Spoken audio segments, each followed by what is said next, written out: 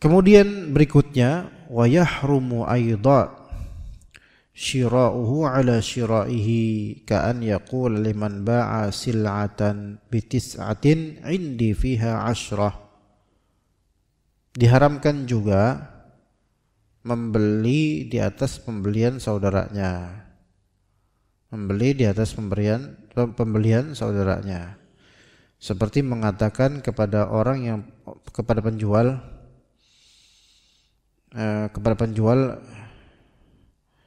gimana, kepada orang yang dia berkata kepada orang yang menjual, ini 9 harganya, saya punya seperti itu 10, kif gimana.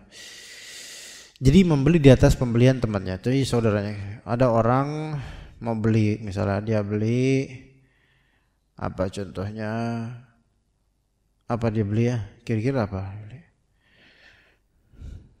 dia beli handphone misalnya, dihargai oleh penjualnya 2.700.000. Taib, kemudian ada pembeli lain kemudian ngelihat dan bilang, ini lagi berakad, kalau mau berakad ini, Pak, saya rela nih beli itu 2,8, lebih tinggi saya, mau nggak Pak? Ke penjualnya ngomong gitu. Ya penjual kalau nggak punya etika ya, penjualnya akan tergiur, ya boleh nih, ya dah yang ini aja gitu loh. Jadi pembeli pertama kan mau beli 2,7, datang pembeli kedua menawarkan lebih tinggi daripada dia, padahal ini bukan dalam apa yang kayak gitu, lelang, bukan dalam konteks lelang ini, ya maka nggak boleh gitu, maka nggak boleh. Kayak gini juga jemaah, kayak misalnya Pak Fendi keluar ya, misalnya Pak Fendi bilang jual kambing ke ana dengan harga, dengan nih kambingnya fotonya ini nih, beratnya sekian, speknya begini, berapa Pak ini? 3,5 juta. Oke sip Pak Fendi, nanti insya Allah anda akan transfer nanti. Ya, anak pesan itu ya Pak Fendi ya. Oke siap. Tiba-tiba kemudian Pak Fajar, Pak Fendi ini bagus nih kambing ini. Wah itu udah yang beli Pak Fajar. Siapa? Adalah Pak yang beli. Dirasain. Nah kemudian, emang jual berapa Pak? 3,5. Kemurahan Pak. Saya beli, anak beli 4 juta. Mau nggak Pak? Gitu. Gimana Pak Fajar? Boleh nggak gitu Pak Fajar? Boleh. Selain? Nggak boleh.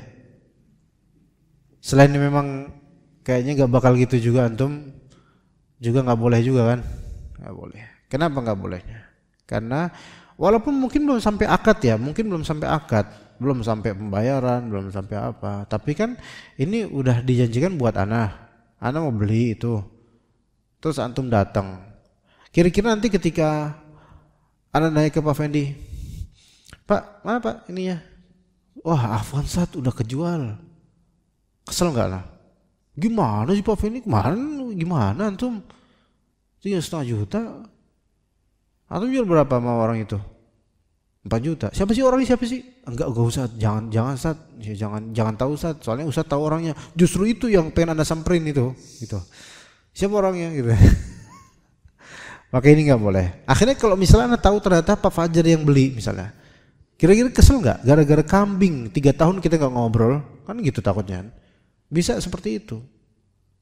Ya. Ada kekecewaan kayak gitu, banyak orang yang kecewa gara-gara apa? Udah dijanjiin barang ini barang itu, tapi penjualnya ini tergiur dengan tawaran orang lain, pembeli lain yang mau lebih besar, padahal ini bukan dalam masalah lelang. Ketika Anda pedagang, wahai pedagang, sudah menjanjikan ini akan jadi milik Anda dengan harga sekian, maka nggak boleh itu jual ke yang lain walaupun dengan harga tinggi atau apa. Jangan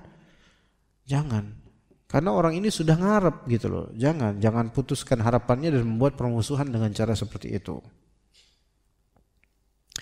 Ada juga ini, kalau ini bukan masalah kambing doang, ini lebih tinggi daripada itu. Ana kecewa dengan ada suatu travel umroh gitu,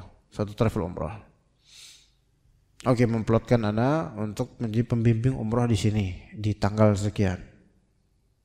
Oke, ya udah sip. Ana akan bantu untuk mempublish, mengiklankan, menjual, memasarkan paket umroh ini tanggal sekian. Udah deal di WhatsApp itu. Dan orang itu, petugas itu bilang, ya udah Sat, Ana akan suruh tim untuk membuat fotonya ya Sat ya, maksudnya poster iklan travel paket Ana. Oke sip, Ana tunggu.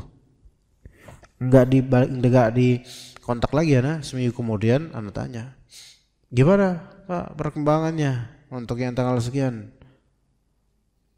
Waduh Afan Sat, udah penuh. Maksudnya udah penuh gimana?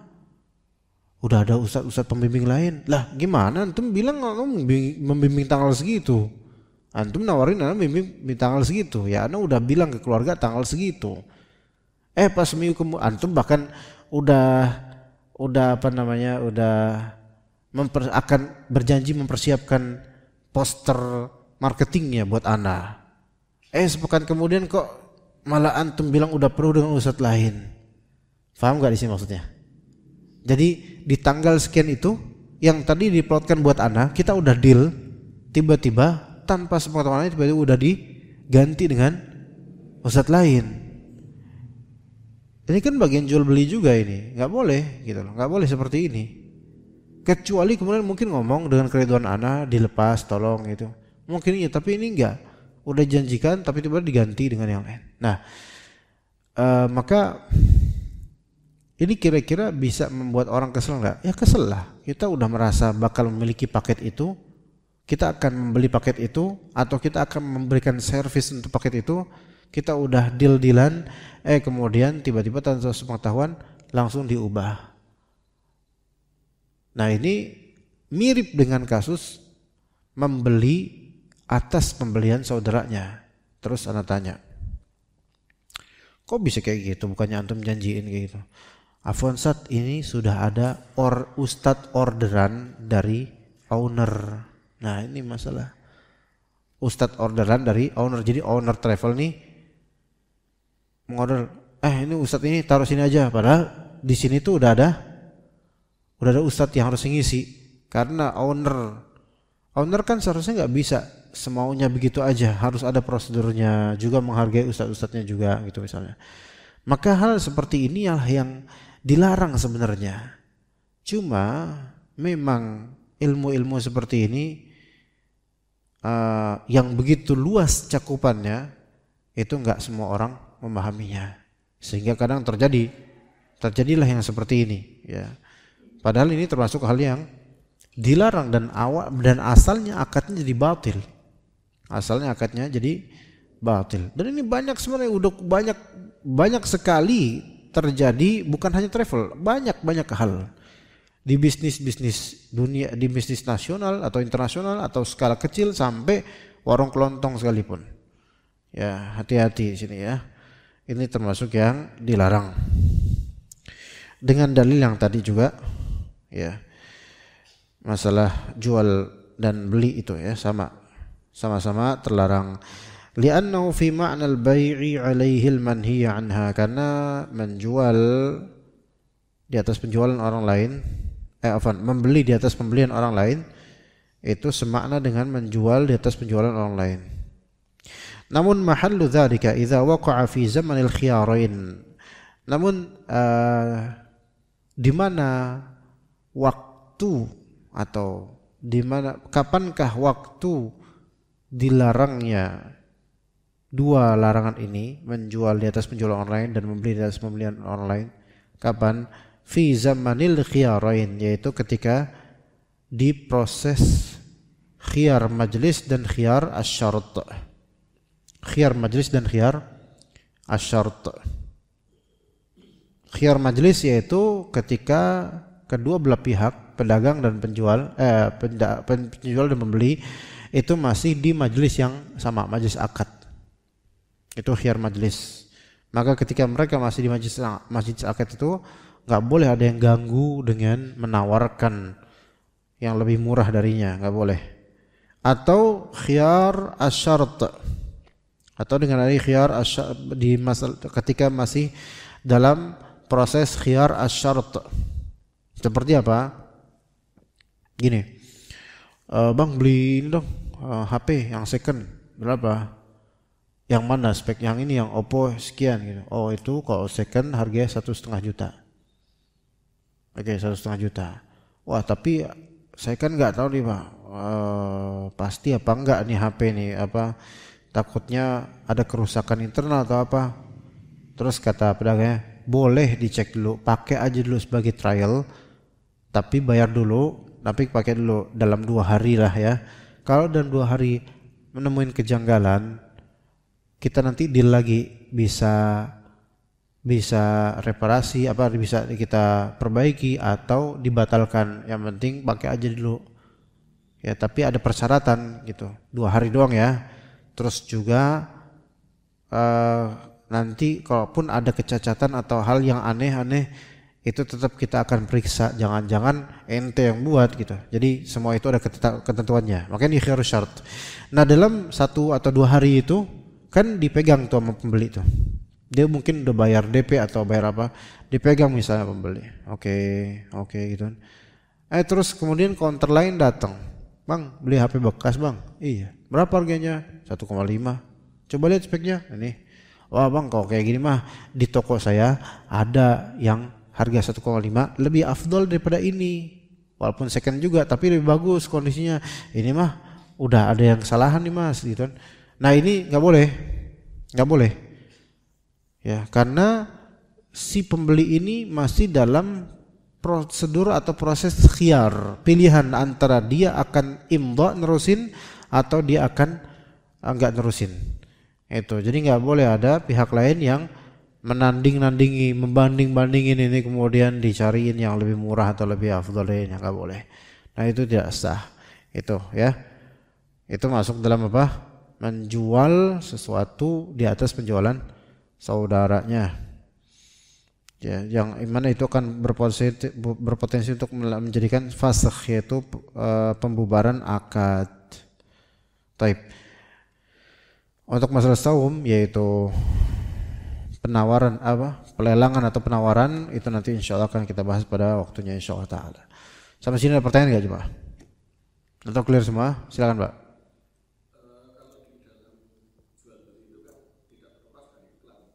Iklan.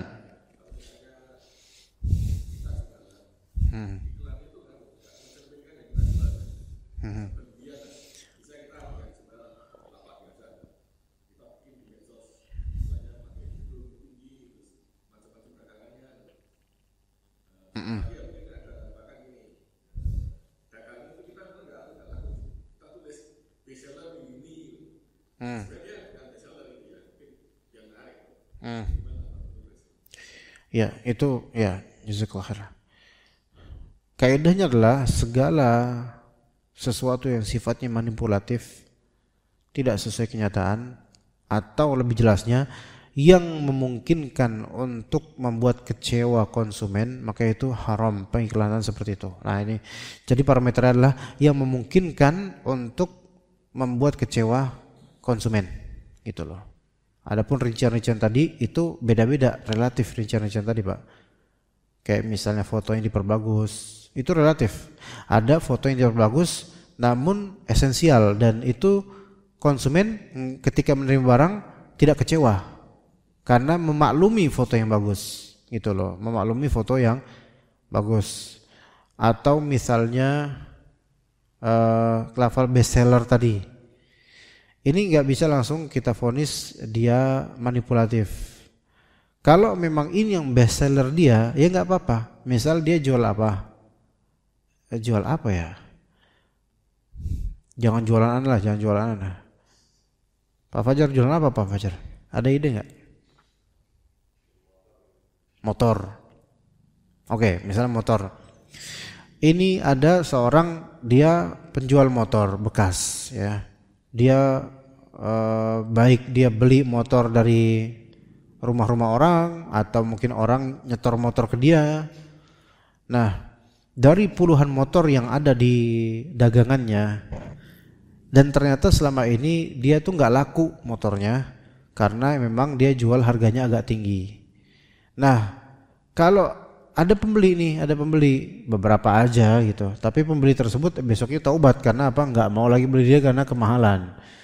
Nah, dia dari 30 motor yang punya, dia telah terjual 5 motor. Dan 5 motor ini matic semua, Vario sama Beat misalnya. Oke.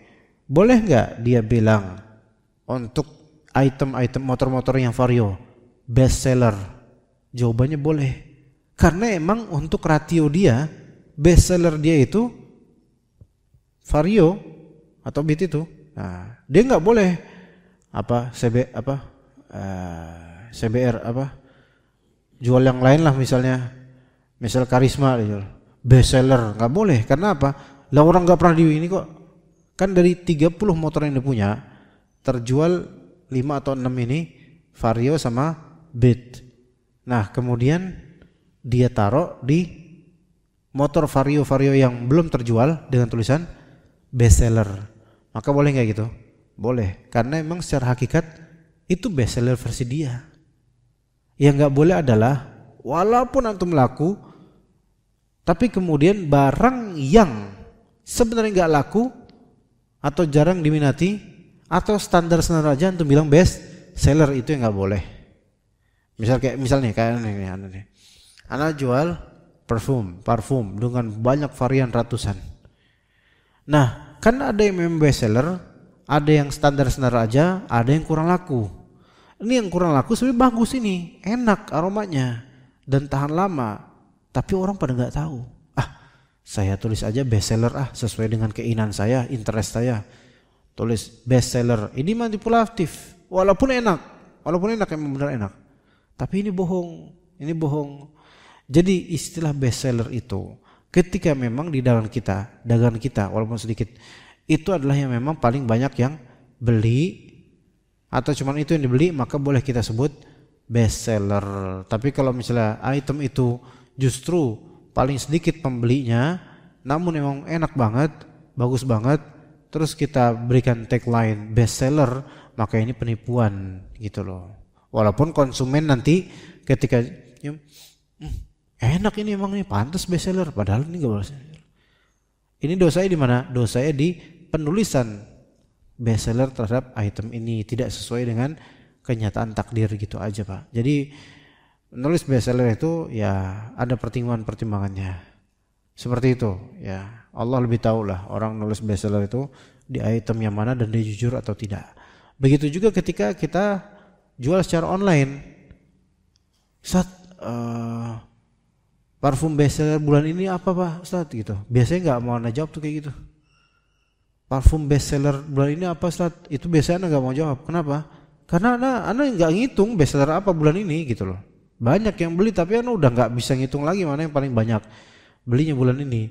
Jadi daripada Anda bohong, yang paling banyak bestseller bulan ini adalah ini karena sesuai selera Anda bohong dong ke dia. Walaupun dia ridho aja, tapi kebohongan ini yang bakal ditanya di hari akhir. Itu dia sampai sedetail itu. Jadi untuk men-tagline atau menyebutkan ini bestseller kami, itu juga harus ada kenyataan yang mendukung gitu, bukan sebatas kita pengen nulis aja supaya laku. Seperti itu, atau top seller atau semisalnya. Begitu, baik di marketplace atau di WhatsApp dan seterusnya. Seperti itu Pak ya.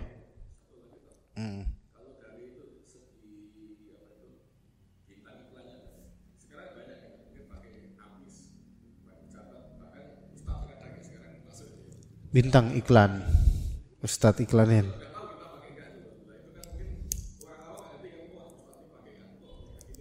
Ini juga kadang termasuk penipuan, Pak. Rata-rata iklan itu kan pakai artis, ya kan. Terus baik dengan penampilan atau dengan klaim bahwasanya aku sudah lama kok pakai ini, dan itu adalah orderan dari produsen supaya ngomong kayak gitu. Padahal enggak, ini dusta. Ini termasuk dusta. Nah, itu kalau ngomong seperti itu. Tapi kalau cuma pakai doang dan nggak ngomong, oh udah lama aku pakai ini, itu nggak dusta, itu nggak apa-apa. Begitu Pak. Kalau Ustadz misalnya, ya Ustadz kalau mau iklan boleh-boleh aja namanya, ya nggak masalah. Cuman nggak, kalau bisa jangan, kalau bisa jangan gitu. Apalagi masuk masjid gitu kan.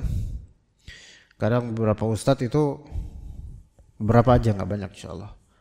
Pakai baju muslim, kemudian ada ini apa ya ininya, dengan maksud dari panitia atau dari pemilik brand, nama brandnya, pemilik brand, Ustaz pakai ini ya di kajian-kajian.